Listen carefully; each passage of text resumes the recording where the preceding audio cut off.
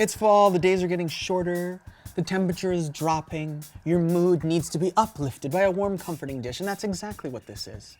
Fall farro with butternut squash and pancetta. It's quick, let's make it right now. We have some farro. Comes from the wheat plant. That's what they make bread out of. Just gonna cook it just like we would pasta, right into some boiling water. Next, some olio d'oliva, a little bit of pancetta. Pancetta is gonna be the fat for this dish. It's also gonna add the delicious depth of flavor that bacon gives you. Here we have a shallot. All right, this is called Frenching the onion. And when it gets to like there, I like to flatten it back down, so I just feel like I, less of a chance of cutting myself.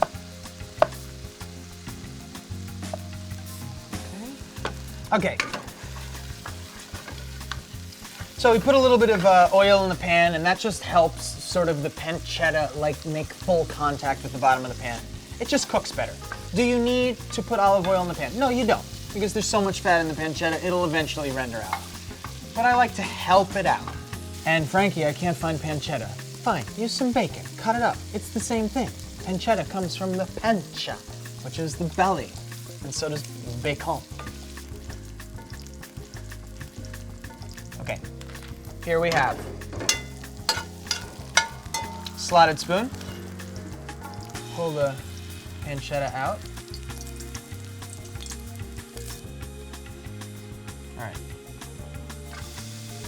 All right, we got some shallots cooking in the rendered pancetta / bacon fat. And that's just gonna give these way more flavor than if you just use olive oil, because animal fat is better, let's be honest. I think we could take a couple sage leaves and hit those in here right now too. Oh man, it smells like fall and the deep forest right away. If you need a little help, go for it. Fat is important here. How about a little black pepper? Butternut squash, here we go.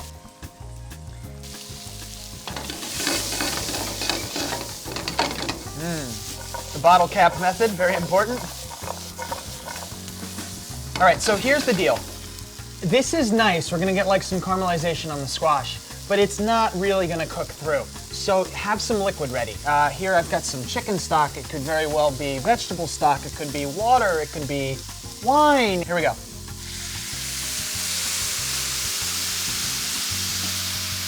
And don't worry about it getting too soupy. It's going to reduce.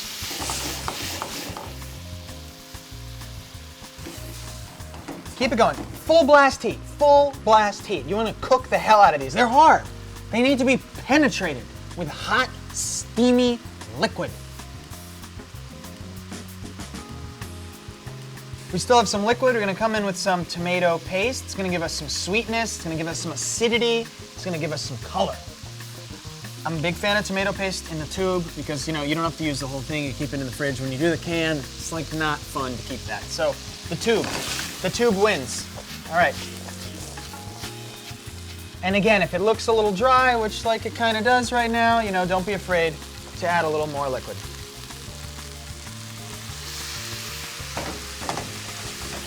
This one we were able to cook in the amount of time it took to cook the squash.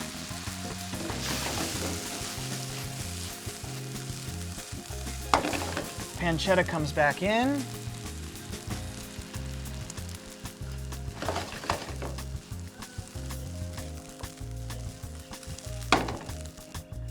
Let's taste it. Let's get a little hot. Unexpected things happening. Sage and tomato paste work really well together. The butternut squash is nice. It's got some structure to it still, which is lovely. And then the farro is kind of just like an intermediary middleman that's absorbing all the flavors, giving you, the fullness that you desire. Here comes Pecorino. Pecorino is a sheep's milk cheese. It's very salty. I like to use it in place of using salt. You'll notice we didn't put salt anywhere. And that's because Pecorino is salty, but it's also because pancetta is salty. Okay. So, okay. We got the butternut squash, and that is the star of the dish. It's got the structural integrity of a well-made high-rise. And I think this is a good fall dish here. What if we put some leaf of parsley on there? It's a good wintertime herb, absolutely. Gives you like a crispness, and just for a little bit of acidity, I think that lemon zest in general is a great idea. And that's pretty much the gist of it. I mean, you want to hit it with a little more oil, just like raw oil, you know, uncooked oil. It's fruity, it's lubricating, it's antioxidizing. I think that's a good move. And that's it. Butternut squash and farro.